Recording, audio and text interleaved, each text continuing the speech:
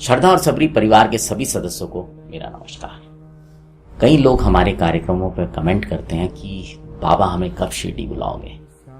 आज का जो प्रसंग है वो ठीक इसी तरह का है जब बाबा ने बड़ा ही अलग तरीके से एक भक्त को शिरडी में बुलाया।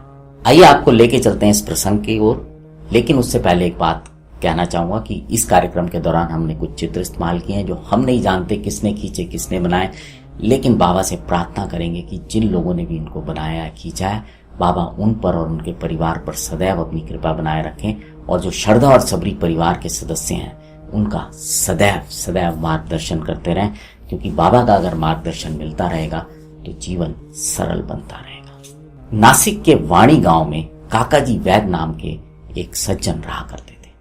काकाजी वैद श्री सप्तशृंगी देवी के भक्त थे, उनके मंदिर के मुख्य पुजारी थे। एक बार की बात है कि बहुत सारी विपत्तियों ने काका जी को घेर लिया। इस वजह से उनकी मानसिक शांति जो थी वो भंग हो गई। एक दिन बहुत परेशान होकर उन्होंने अपने मन की व्यथा सप्तशृंगी देवी के साथ साझा की।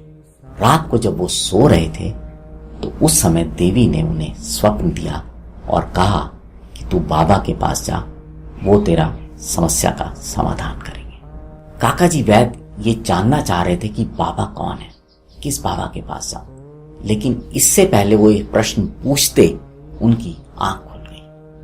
अब वो सोचने लगे कि उनको कहां जाना चाहिए। उन्होंने बहुत विचार किया और उसके बाद उन्होंने सोचा कि मैं त्र्यंबकेश्वर चला जाता हूं और वहां भोले बाबा के पास शायद देवी उसी ओर मेरे को इशारा कर रही। वो अगले दिन त्र्यंबकेश्वर चले गए। वहां पर वो 10 दिन रहे और उन्होंने बड़े अच्छे मन से, सच्चे मन से वहां पर सेवा की, पूजा की, अर्चना की, लेकिन जो उनके मन की परेशानी थी वो फिर भी नहीं गई।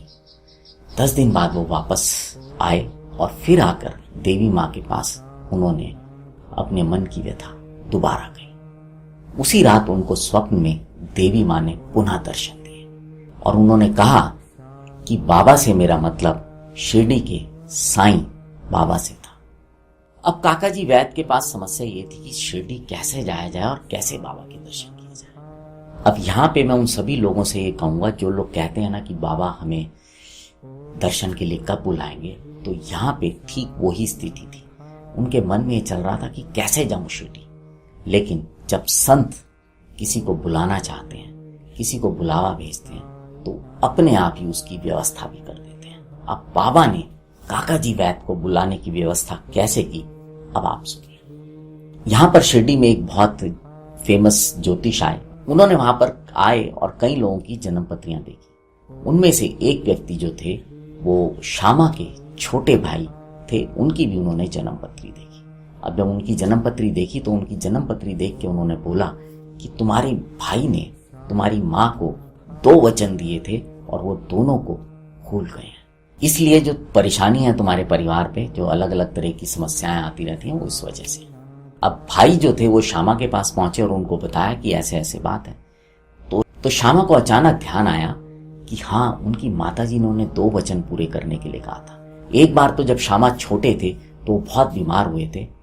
उनकी माँ ने सप्तशृंगी देवी से प्रार्थना की थी कि अगर ये ठीक हो गए तो मैं इनको लेकर तुम्हारे पास आऊंगी, तो वो बात वो पूरी नहीं कर पाई। दूसरा, एक बार जब उनको स्तन में दाद हुआ था तो उन्होंने देवी माँ से प्रार्थना की पुनः और बोला कि अगर ये मेरा दाद ठीक हो जाएगा तो मैं आपको चांदी के स्तन चढ़ाऊंगी, और ये दोनों ही बातें वो पूरी नहीं कर पाई। लेकिन जब वो अपनी मृत्युशैया पे थी तो उन्होंने श्यामा को बुलाकर ये बात कही कि तुम इस बात को पूरी करना। समय बीतने के साथ साथ श्यामा इस बात को भूल गए, लेकिन जब ज्योतिष के माध्यम से बात उन तक पहुंची तो उन्होंने तुरंत फैसला किया कि अब इस बात को पूरा करना चाहिए, और उन्होंने तुरंत चांदी के 2 स्तन बनवाए और बाबा के समक्ष ले जाकर रख दिए और बोला कि बाबा मेरे लिए तो सभी देवी देवता आप हो, सप्तशृंगी देवी आप ही हो, आप ही इनको स्वीकार कर लो। बाबा ने मना कर दिया। उन्होंने कहा नहीं, ये तुम्हें लेकर सप्तशृंगी देवी के पास ही जाना होगा।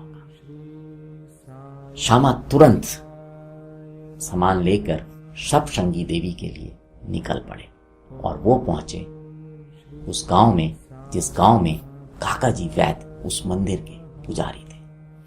अब आप देखिए कि काका जी वैद शिरडी आना चाह रहे थे, उनको समझ नहीं आ रहा था कैसे जाएं, और बाबा ने व्यवस्था की जहां श्यामा भी अपना वचन पूरा करने सब शंगी देवी पहुंचे।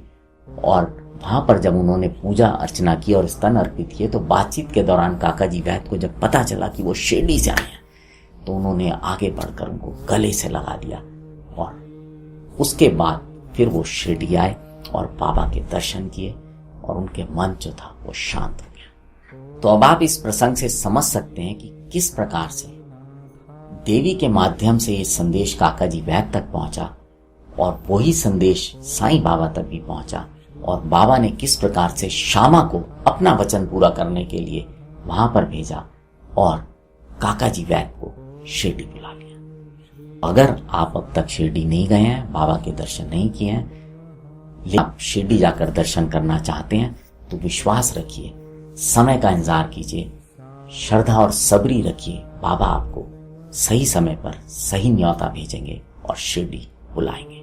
तो मन में निराशा न रखें। ये प्रसंग अगर आपको अच्छा लगा हो तो इसे और भी साईं भक्तों के साथ साझा कीजिएगा। अब आपसे विदा लेते हैं, जुड़े रहें श्रद्धा और सबरी के साथ। नमस्कार।